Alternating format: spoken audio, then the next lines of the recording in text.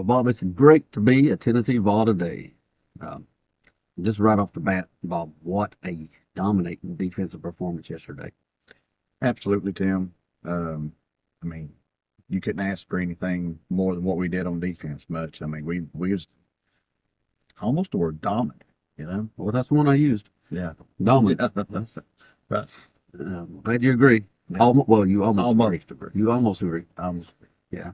Um, well, they held them to 143 yards. I mean, I would call that Yeah, better yeah. than average. Yeah, I mean, yeah. We'll go ahead and use the word dominant. Hey, I'm gonna go on my work and go out on a limb here, Tim, and say that was dominant. I don't know if you agree or not, but I think that was dominant. Well, I'll think of it, Bob. Okay. Three straight games, no touchdowns given up Yeah. by the defense. I don't remember the last time we gave up 143 yards to anybody in a ball game. You know, all year long, Tim, all off season, you'll hear some casual fans that say stuff like, "Well, Tennessee's got an offense; they don't have a defense." But they obviously have not been watching. And some of those people or teams will play this year, like some Oklahoma fans. They're going to find out we got a pretty good defense. Well, we do. And it all starts up front, Bob, with the defensive line that yesterday looked as good as it possibly could, except for, you know, a disappearing act from our All American simply because, you know, he's not been needed. Yeah, that's true. Uh, Before we go too far, remember, guys, like, subscribe, comment, hit that notification bell. Uh, if you're finding yourself, watching our podcast quite a bit and you ain't subscribed, go ahead and do it. That way you won't miss any of our content because we see a lot of our viewers are not subscribers. So hit that subscription button and notification bell if you don't care. Let's get back into it, Tim. We gave up 143 yards. That's pretty nice. Uh, their leading, uh, their starting tailback had -4 yards. I mean, That many? yeah, Because it didn't seem like he got that much. I know. Yeah, I know. I don't know how long he'll be a starter. Uh, Hollywood Smothers looks to be a more explosive back. Yeah, But that said, when you're not getting a lot of blocking, um, it is what it is sometimes. yeah. They had like three third down conversions on that first drive and none after that. I was really concerned. I had the pregame butterflies, and they were still going on that first drive whenever they. I mean, I thought Casey Concepcion was going to have 20 catches in the game. I think he touched it the first three plays. Well, he was their offense, has been for all of last year. They got some guys to help right now, but, McCall's not spreading the ball around. The offensive line's not opening up any holes for these other guys to do anything. Um, but that said, that first drive was a odd one at that. 13 plays for 8 minutes, but pretty much 29 yards. Yeah, that was crazy, Dan. You know, I can walk backwards. I know. I went back and counted all that up. I was like, yeah, that's accurate. Yeah, 29 yards, 8 minutes, Yeah. 13 plays. Crazy number. Another semi-interesting stat there is our top four wide receivers held a total of 6 catches. That kind of surprised me. Yeah, if you coming into it, you tell me that number. Uh, right off the top of my head, I don't think any of them got a TD. Right. I'm going to tell you, we struggled. Yeah, that's one stat. If you told me before that, I'd say we lost volume. Yeah, turns out that's not the case. Dylan Sampson, really was a workhorse for us on the ground, playing at a elite level himself right now. Then the Utah passes to him, ate him up. Our tight ends, Bob, really made an impression on me yesterday. Yeah, Dave Doran mentioned post game that he wasn't expecting to see a lot of that 12 personnel, which is two tight ends in the game at one time. That was a little wrinkle we showed to him that we hadn't really showed much of, and I think that affected the game quite a bit. Well, it did. Apparently, that's something we've been looking at to counter 335 defense. Uh, and as of yesterday, it worked well. Yeah, I wonder how, um, if that's something some of that and the Utah Pass, is that something that we're going to continue on with this year, or is that something that, Game specific. game specific, and also maybe we might show it, but I don't think we show that as much going forward. No, probably don't, but but that's fine. I mean, I expect certain things for certain teams we play. Yeah. Bob, Go one ahead. more thing. I know we've probably heard it everywhere you turn it on, but it bears repeating uh, before we go any deeper in this thing. Last three ball games, two of which were top 25 teams, outscoring them 155 to 13. Yep. Uh, that's eye-catching, eye-popping to me. It is, Tim. Any individual people or anything else, Bob, that really jumped out at you? Uh, let's see. Like you said, Samson looked really good. Um, I was impressed with the tight ends in general. But They would have had a bigger game if that had won a play.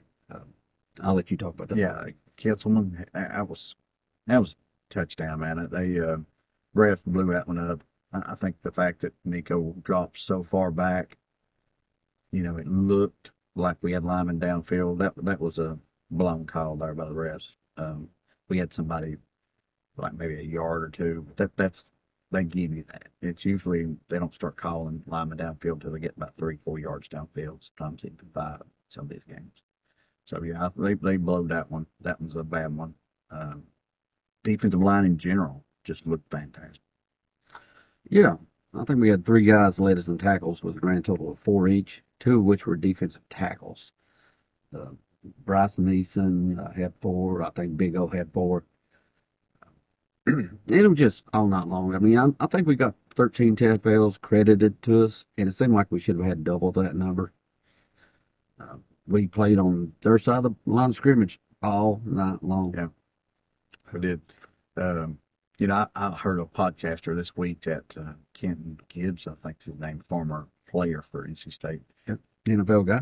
and he was kind of like, I think he called our secondary Swiss cheese or something like that. And, he did brag at times about our defensive line, and then other times not so much. But uh, I wonder really what he would be saying. I might try to check him out this week, see what he's saying, because he wasn't really high on Tennessee's defense going into the game. I bet he feels a little different about it this week. He's got an emotional connection to the team, so obviously you're hoping for the best. Been there, done that. Yeah, I've never done that, Tim. I've never been inaccurate with those kind of things and over emotional. And Yeah, you're the most non-violent person in the whole lot. I mean, just because I picked us to win a national championship 7 years in a row doesn't mean anything. We just had some bad bounces, Bad refs. That's it. It wasn't the bad. It had nothing. It was all refs. All refs. Hey, you know what? I want to give a big shout out to a guy who's probably the most scrutinized player on defense right now. You could say that Will Brooks maybe had to play the game. That 85-yard interception return for a touchdown really just kind of opened up the floodgates. Honestly, that was a game-changing moment. I wonder what the game would have been like had they did score that drive. Had that not been. You go from maybe being tied up close to halftime to, there's 20-3 halftime, and I think everyone felt like if Tennessee came out the first drive and scored, the ball game was over. Man, on some of their players' faces after that play, it was very defeated. I believe that was game over at that point. It was. And shout out to Josh Josephs on that play. He affected the pass. Caused it. Yeah, he really caused that play. Bob, I guess while we're talking about Josephs again, I know we're going to be talking about defensive line a whole lot this year. But in particular, look, I know North Carolina State not happy with their offensive line right now. Wasn't happy with it last week. Right. I'm not going to say they're the best offensive line, obviously, that we're going to play. But that said, we got a big game coming up in 2 weeks with a team that's having some offensive line issues its own self. Now, obviously, before we jump ahead, Kent State this week. Right. You know, we got to get ready for them. We can't have a Northern Illinois performance, you know. Yeah. But that said, you know, we're going to use this week to get better, you know, to get Nico a little bit uh, more in sync because he was. I mean, he didn't have a bad game. He just wasn't on perfect this week. If you told me, before the game that Nico would have a bad, 2 interceptions, one of them I'm not going to say too much about because he got hit during it, but probably just need to get rid of it. Or took it. Yeah, something. Take the sack if you got to take the sack, or whatever you got to do, but don't get hit. I mean, that can kill you in a tight game right there. What happened? But overall, I thought we played great. And I'm pretty giddy Corner overall. was indicative, and Yeah. you should be giddy, Bob.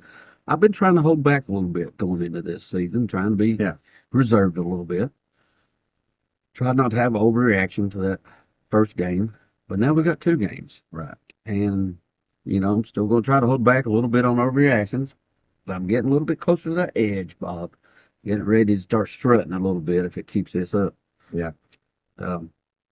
But let's talk about some games outside the conference and inside the conference that affects us. Yeah.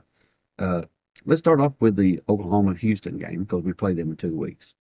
Kept a close eye on that one. I haven't watched any of it yet, but from what I can tell, Houston probably should have won that ball game. Houston's not a good team. I won't say that was about a 29-point spread going in that game, if it gives you an indicator of where Houston's at.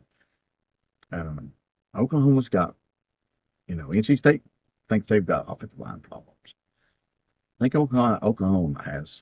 That's their problem, too. Well, it is, but I think there's a little difference in the problems. Oklahoma has injury issues. They had them during fall camp. Right.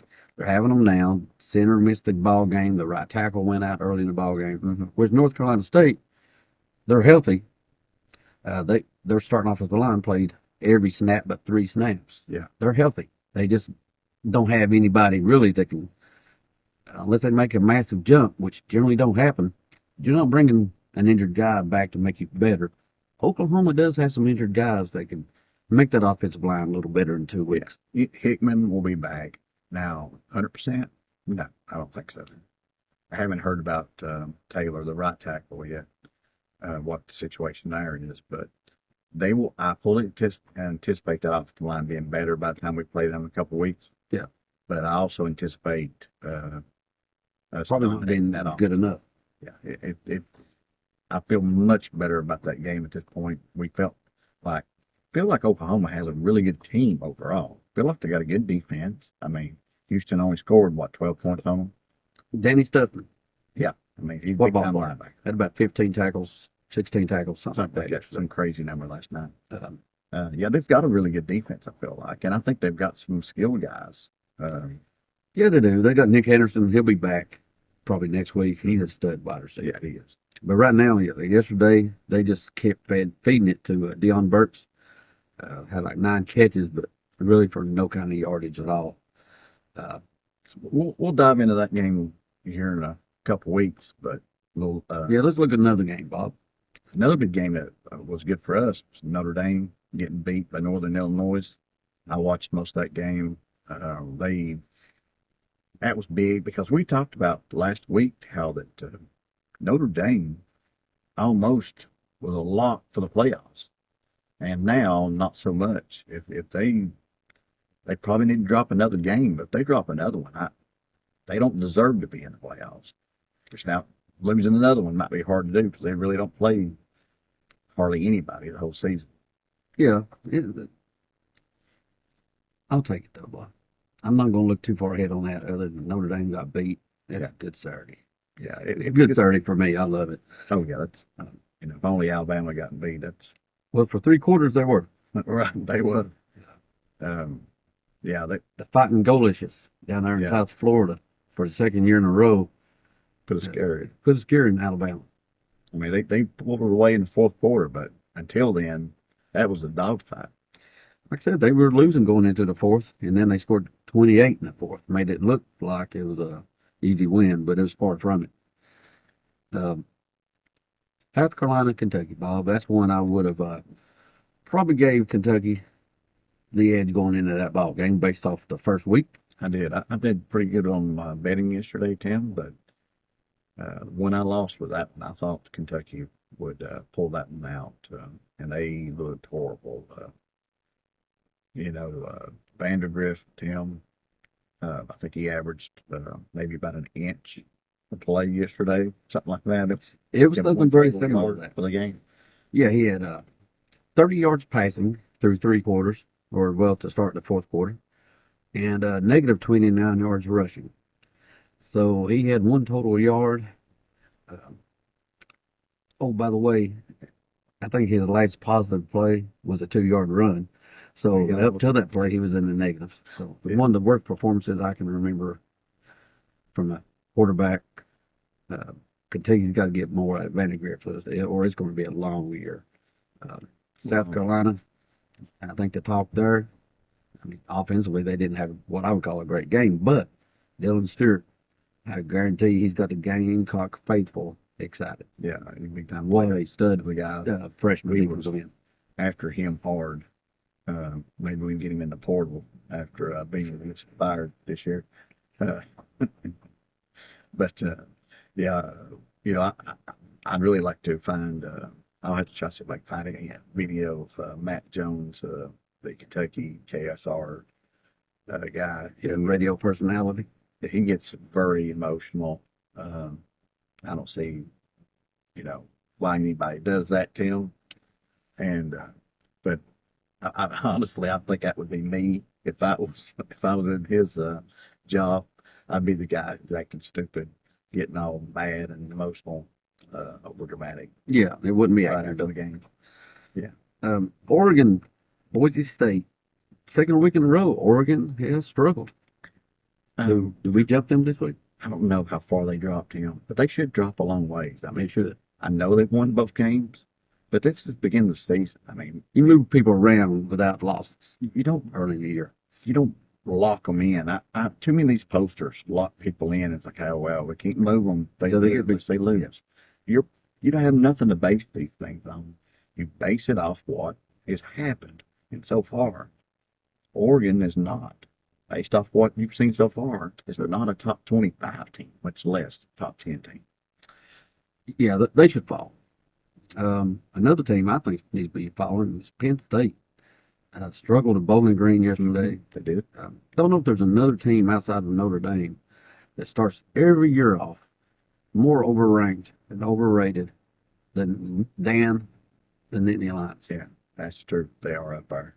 Um, the another game that maybe affects us a little bit, Michigan getting blowed out by Texas. I called that one. I thought that would happen. Uh, Michigan got serious quarterback problems. Yeah, they'll take a tumble. Yeah, that they will. They didn't look good We'll be week jumping in one, for sure. and they certainly didn't look good yesterday. The question is, Bob, we're 12 in the coaches poll, 14 in the AP. Make top 10 both? I think so. I think we'll be 10 in AP, I'm guessing, and probably around 8 or so.